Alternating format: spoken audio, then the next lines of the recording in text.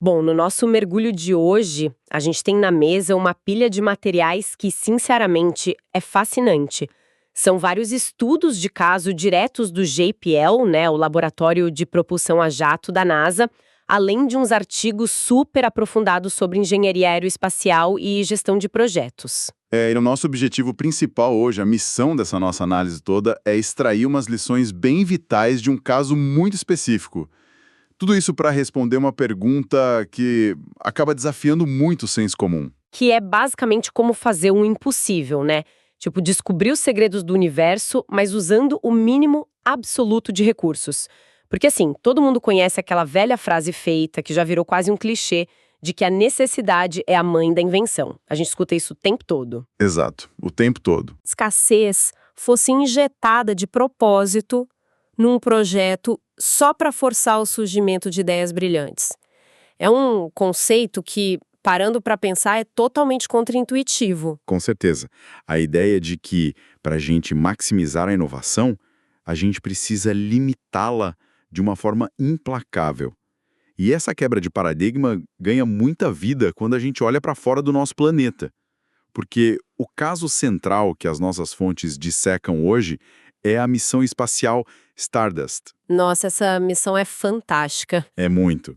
Para estabelecer logo a base factual para quem está ouvindo, a gente está falando de uma sonda que foi lançada lá no final dos anos 90. E ela tinha uma missão dupla que era monumental. Primeiro, coletar poeira de um cometa.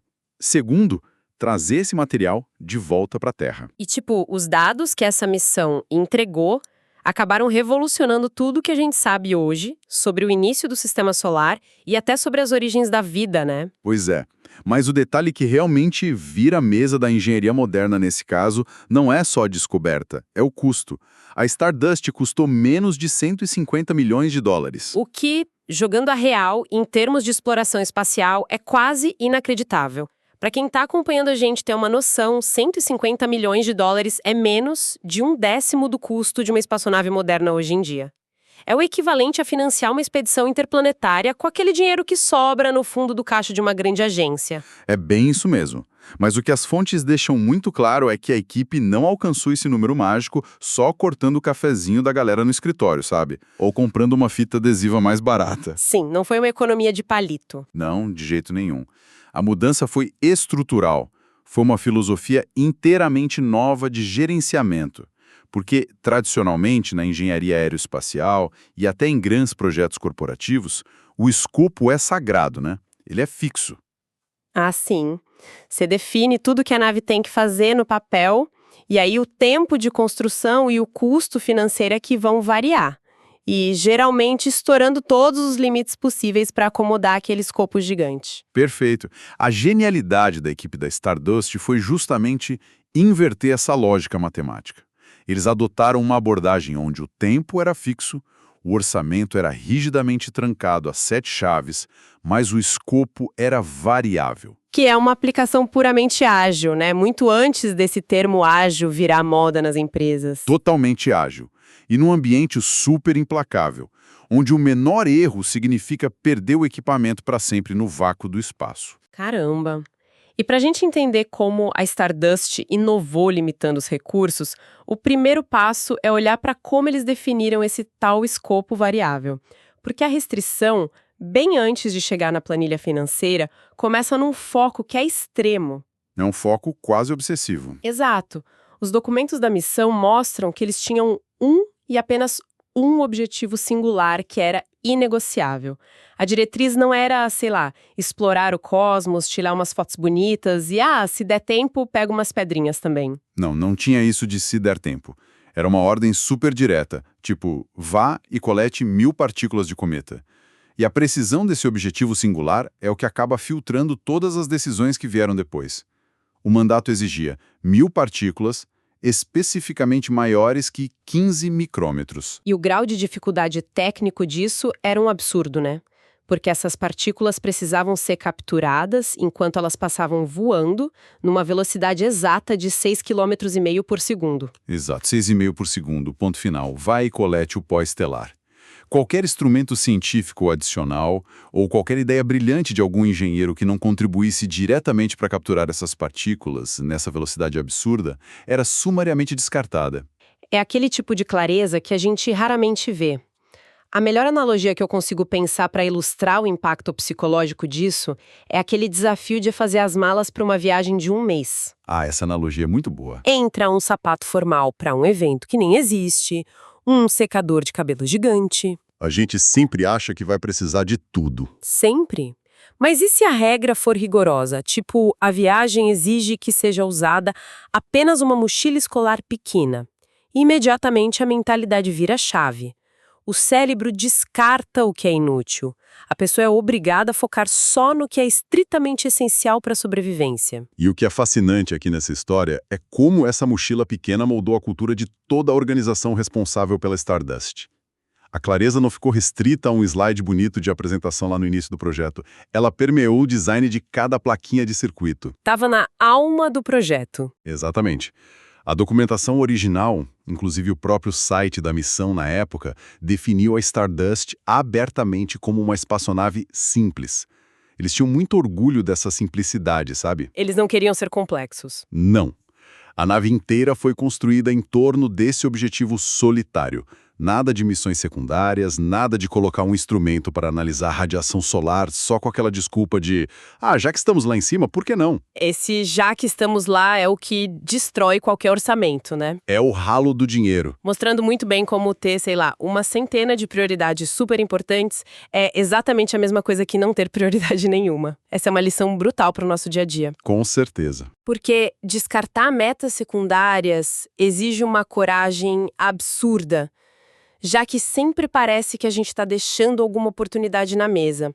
Mas a verdade nua e crua é que, se o objetivo principal é pegar poeira de cometa, ou lançar um produto específico, ou entregar um relatório que seja, qualquer outra coisa maravilhosa que não ajude nessa meta é só uma distração muito cara. Perfeito. E isso levanta a próxima grande questão mecânica do projeto. Uma vez que esse objetivo inegociável está lá, traçado na pedra, como é que a equipe alcança isso tecnicamente sem criar uma cascata de problemas novos? A resposta que os estudos de caso trazem é o conceito de um orçamento de milagres. Eu acho sensacional esse termo. É genial. A restrição financeira forçou a criação de uma cota de inovação. Sim, a regra de ouro da missão era você só pode ter 2 milagres por projeto.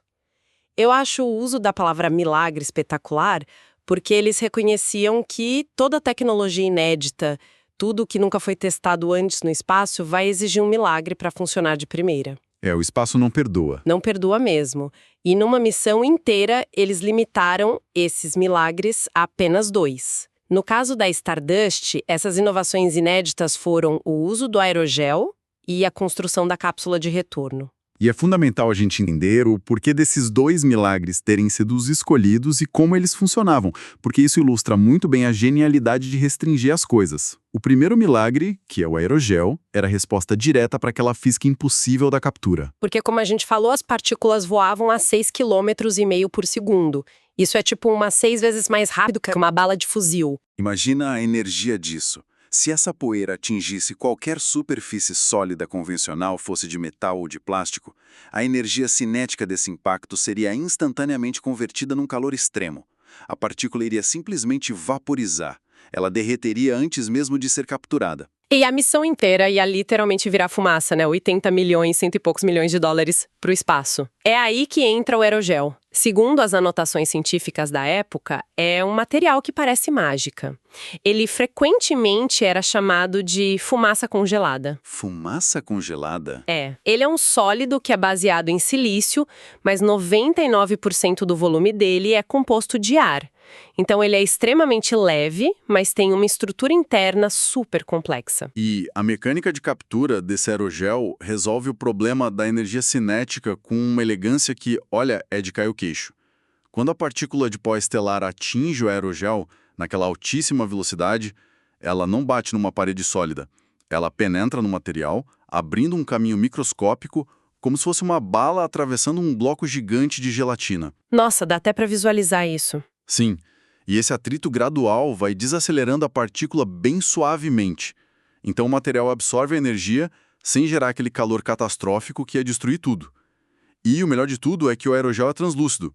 Então, quando a missão acabasse, os cientistas aqui na Terra podiam simplesmente olhar para o bloco de aerogel, seguir aquele pequeno túnel deixado pelo impacto e encontrar a partícula intacta lá no final dele. Lindo! E o segundo milagre era a cápsula de retorno. Porque, veja bem, capturar a poeira intacta com aerogel não serve de absolutamente nada se, na hora de tentar trazer esse material de volta para casa, a nave inteira queimar na reentrada da nossa atmosfera. Não ia adiantar nada. O design térmico e aerodinâmico dessa cápsula precisava sim ser uma inovação absoluta para garantir que essa carga super preciosa sobrevivesse ao calor infernal da volta. E além de limitar a inovação tecnológica só a esses dois componentes essenciais, a gestão da missão ainda reduziu a linha do tempo do projeto a apenas 3 grandes épicos, usando aqui um termo bem familiar para quem trabalha com desenvolvimento de software, né? Sim, os famosos épicos. Primeiro épico, chegar fisicamente até o cometa. Segundo épico, coletar as 1000 partículas usando o aerogel. Terceiro épico, retornar a cápsula à Terra em segurança. Pronto. Todo aquele esforço de milhares e milhares de horas de engenharia estava contido só nesses 3 pilares. Mas espera aí, eu preciso fazer um papel de advogada do diabo aqui rapidinho, porque essa ideia de restringir tanto vai contra tudo que o senso comum dita sobre a indústria de alta tecnologia. Como assim ter apenas 2 inovações numa missão espacial inteira? Pois é, parece loucura. Sim, porque quando a gente pensa na NASA ou em exploração interplanetária, a imagem que vem na nossa cabeça é uma nave que representa o ápice absoluto da tecnologia do futuro, de ponta a ponta. Painéis solares de última geração, sistemas operacionais revolucionários, umas ligas metálicas recém-descobertas. Como que é possível convencer uma equipe inteira de cientistas e engenheiros brilhantes a simplesmente não inventar coisas novas para o resto da nave? É uma ótima pergunta.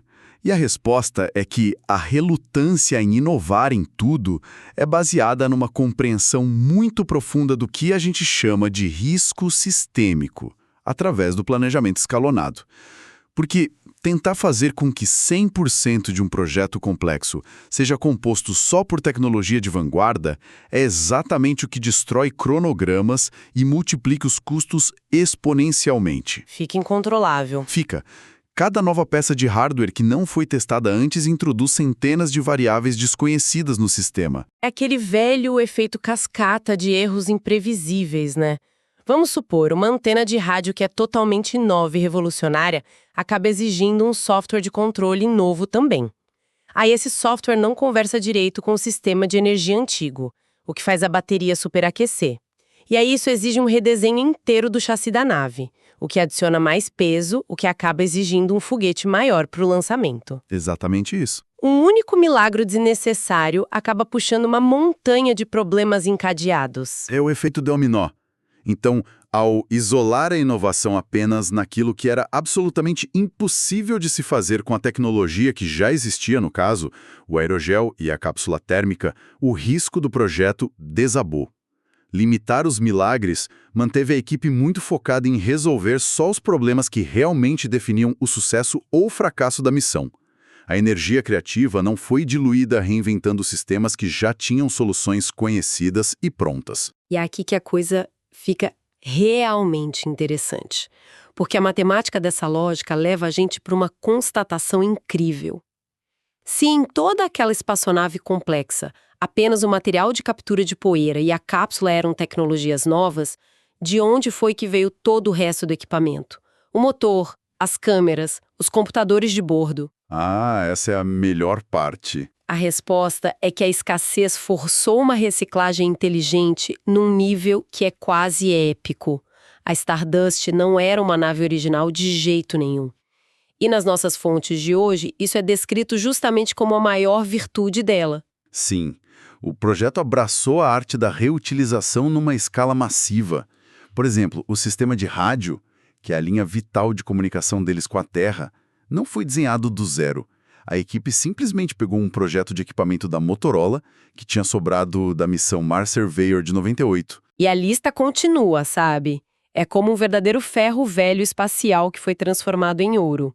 O computador de voo que controlava a nave inteira veio direto das pranchetas da missão Mars Pathfinder, mas de verdade, o meu detalhe favorito absoluto dessa lista de compras deles é a câmera. A história da câmera é maravilhosa. Sim, para navegar e conseguir registrar o cometa, eles usaram uma câmera baseada no modelo antigo, que tinha sido originalmente projetada para a missão Voyager, lá de 1977.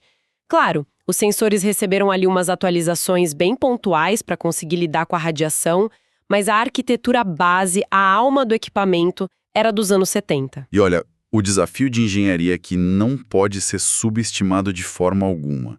Porque integrar um hardware com o design dos anos 70 ou 80 num barramento de dados digital do final dos anos 90, nossa, é uma dor de cabeça imensa para qualquer engenheiro. Imagino as gambiarras de alto nível. Pois é, mas a genialidade estava em como eles lidaram com o processo de aprovação dessas peças antigas. E isso leva a gente para outro ponto crucial que está nos documentos. A diferença entre o modelo tradicional de gestão e a abordagem da Stardust na hora de validar os equipamentos. Eles substituíram aquela engessada revisão de requisitos por uma revisão de capacidades. E se a gente conectar isso à realidade de quem trabalha hoje em dia em grandes corporações, a tal da revisão de requisitos é o equivalente a preencher planilhas intermináveis, né? Uma equipe perde meses e meses debatendo uma lista super burocrática de especificações teóricas que uma peça precisa ter no papel. Tipo, o motor precisa pesar exatamente X gramas, tem que operar em Y frequências e tem que ter a cor Z. O foco deixa de ser o cumprimento de uma listinha exaustiva e passa a ser puramente pragmático. A pergunta vira: essa peça velha aqui consegue resolver o nosso problema de forma confiável? Simples assim. Simples assim. Se a câmera baseada na Voyager, lá de 77, não atende a 50 requisitos modernos de velocidade de processamento, mas ela consegue tirar a foto nítida do cometa no momento exato em que a nave passa por ele, pronto, a discussão acaba aí, ela está aprovada. O uso de componentes antigos significa usar tecnologia que já voa no espaço, que já suportou o vácuo, a radiação e todas as vibrações absurdas do lançamento. É uma tecnologia que já tem um histórico de voo comprovado. E tem mais um detalhe de bastidores que mostra a agilidade brutal dessa equipe na hora de contornar problemas operacionais. As fontes contam que havia um risco muito real de que os fabricantes comerciais simplesmente parassem de produzir as peças de reposição para esses hardwares mais antigos antes mesmo que o dinheiro da missão Stardust fosse oficialmente liberado lá pelo governo. O timing era péssimo. Péssimo. E o que a gerência fez? Uma manobra de financiamento ágil e impressionante. Eles usaram o dinheiro excedente que tinha sobrado de uma missão anterior, a missão Schumacher, para ir lá e comprar o equipamento antigo rapidamente. Eles garantiram as peças no estoque e aí reembolsaram a conta meses depois, quando os fundos da Stardust finalmente caíram na conta.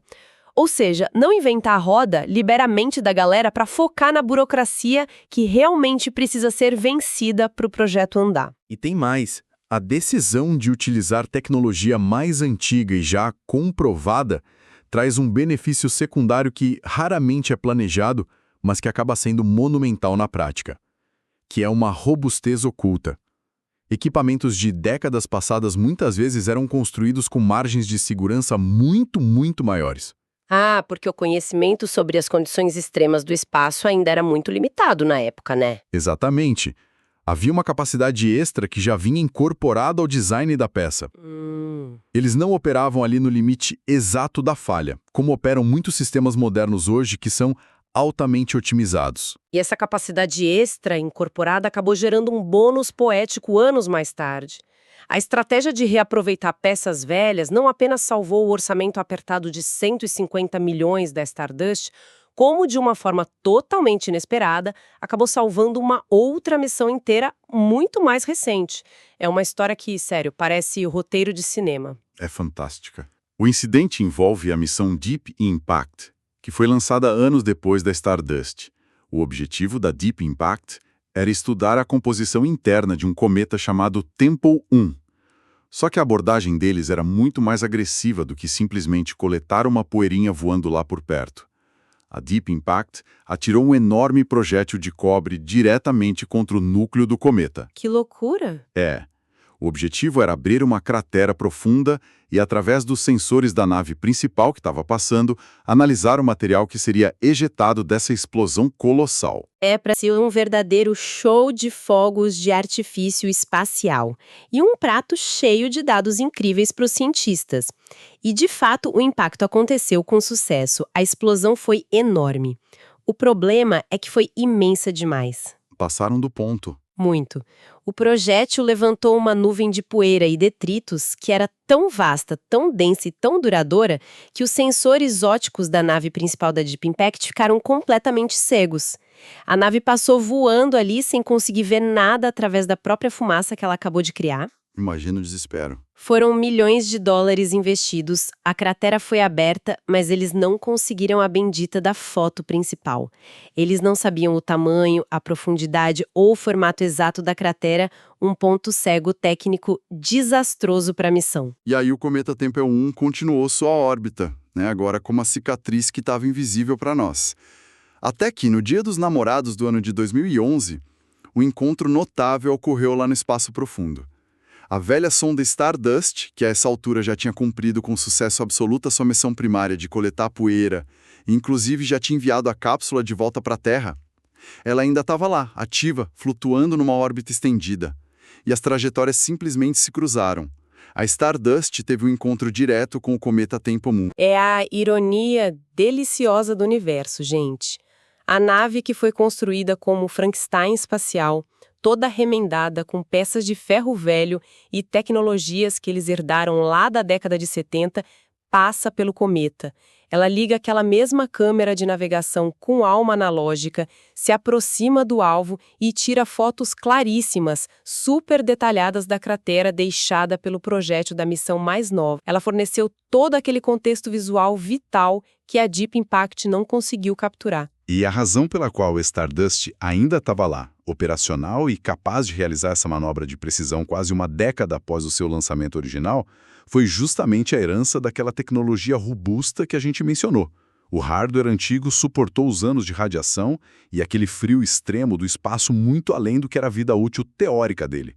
As especificações que no papel eram inferiores, na prática provaram ser de uma resiliência imbatível naquele ambiente espacial. O equipamento velho não só fez o seu próprio trabalho primário com perfeição, gastando uma fração do dinheiro, como ainda tinha resiliência de sobra no tanque para cobrir as falhas de uma missão novinha em folha. O que nos leva ao ponto de cristalizar toda essa nossa jornada de hoje. Como é que a gente transforma a saga da Stardust num método que seja aplicável? Bom, a síntese que a gente extrai desse caso profundo nos oferece um guia claro de 3 passos para maximizar o sucesso através da restrição da inovação. O primeiro passo é ser puramente determinado. Isso exige a definição de um único objetivo primordial e negociável. Limita-se a complexidade ao máximo ali de 2 milagres tecnológicos inexplorados por projeto e estrutura-se toda a execução em não mais do que 3 grandes épicos operacionais. É foco cirúrgico. E o segundo passo? O segundo passo é ser implacavelmente econômico. E aqui o entendimento muda, tá? Limitar os custos de forma rigorosa não é apenas uma exigência contábil chapa que o financeiro pede. É uma tática de gestão psicológica, desenhada justamente para forçar a equipe a abandonar os caminhos mais fáceis e caros, provocando aí o surgimento de insights paralelos e soluções não convencionais que o conforto de um orçamento ilimitado jamais iria revelar. Maravilha! E o terceiro passo para fechar a equação? Reutilizar. Antes de recorrer à prancheta de desenho para criar alguma coisa totalmente nova do zero, faça um inventário rigoroso. Busque recursos, hardwares, códigos de software ou processos que já existam dentro da própria organização ou que já estejam disponíveis no mercado. Mude aquela abordagem da aprovação burocrática teórica para uma avaliação prática de capacidade. A verdadeira inovação deve ser preservada apenas para os problemas onde não há nenhuma solução prévia possível. Então, jogando isso para o nosso mundo, o que tudo isso significa na prática? Especialmente para quem está ouvindo a gente, quem consome e produz informação, quem cria produtos ou gerencia equipes hoje em dia. Na verdade, essa lógica oferece um alívio gigantesco.